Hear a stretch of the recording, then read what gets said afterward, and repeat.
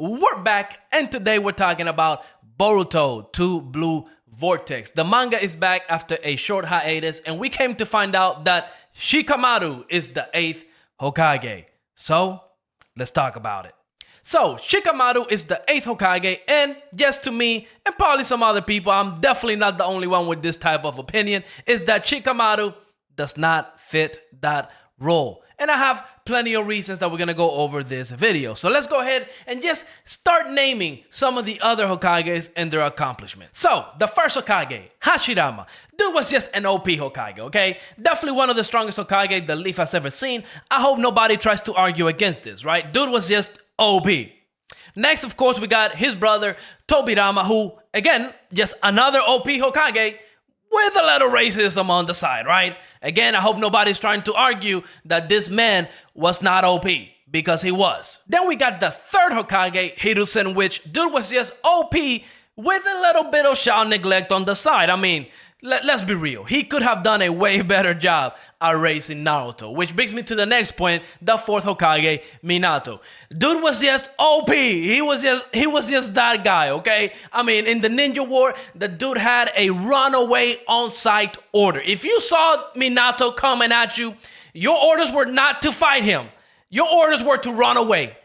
Which you couldn't run away because dude was just OP. Then, of course, we got the fifth Hokage, which not OP, right? Tsunade was not the most powerful ninja in the verse, but remember, they did try to give the role to Jiraiya, one of the most powerful ninjas during that timeline. Now, Tsunade, while not the most powerful one, she was definitely very powerful. And on top of that, the best medical ninja the verse has ever seen. And of course, while she probably would not have been able to beat Pain in the Pain arc, she was definitely instrumental in saving all the villagers in the village when it came time to perform. She was ready to give it her all in order to defend the village. And of course, I'm not saying Shikamaru won't do the same.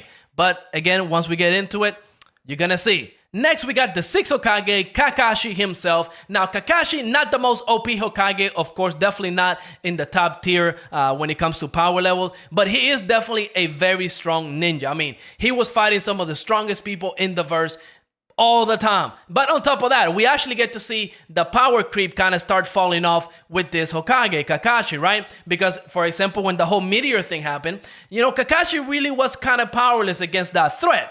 Which, of course, we're going to be talking about that when we talk about Shikamaru, the 8th Hokage, right? But then we have one last Hokage before we get to Shikamaru, and that, of course, is the 7th Hokage, the man himself, Naruto.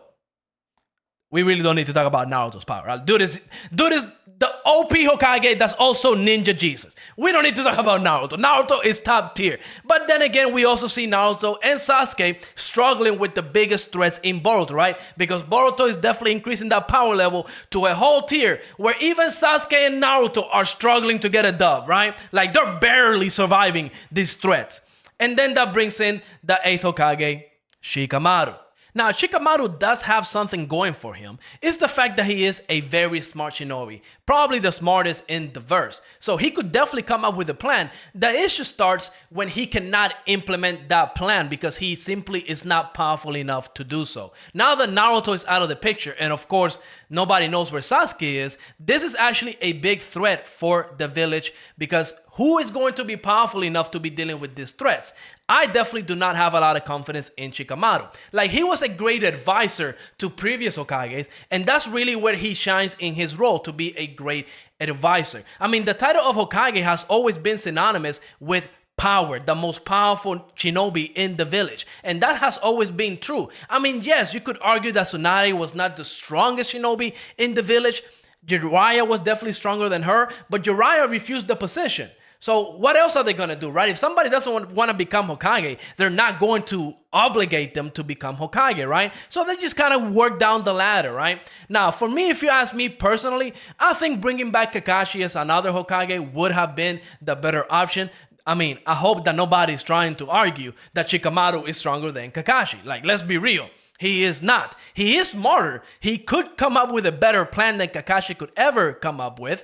But again, that would be the role of an advisor, which Shikamaru absolutely shines in. And that's where I feel he should have stayed. Maybe Kakashi could have taken the role of Hokage. And maybe, and this could be a very popular opinion, Sakura could also have been Hokage. Now, I know there's a lot of Sakura haters out there that say, Sakura is useless. She's trash. No, she is very powerful.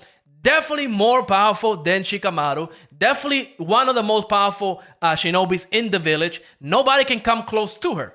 But I could see why she's not able to become a Hokage. For one, she is married to Sasuke, which, his past, being a rogue ninja. And then on top of that, now, after the time skip, we don't know where Sasuke is. Presumably, he left with Boruto, a ninja that supposedly, due to everything that happened, killed the Hokage. So, of course, that could also be a big red flag as to why maybe they didn't offer the position to Sakura. Maybe they did and she turned it down. We don't know, right? We don't know too many details as to how Shikamaru was chosen to be the next Hokage. Now, hopefully, I'm proven wrong in this. Hopefully, something happens and we see Shikamaru in action and actually literally prove me wrong, because I grew up with Naruto. I love Naruto. I love the characters, and I do love a character that can outthink the enemy, and that's something that Shikamaru has always done. Some of his fights are really amazing just because he's able to outthink his enemies that are almost a lot of the time more powerful than himself. But I just don't think that at this point in the series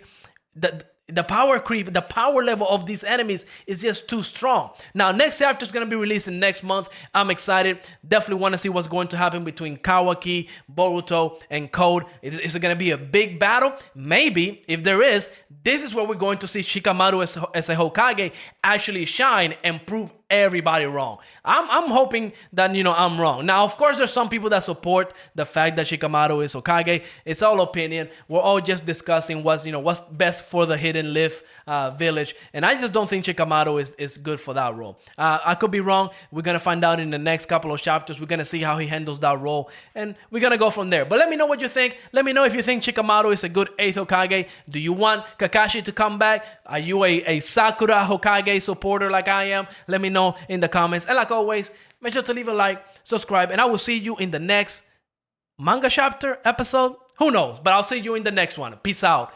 Boom.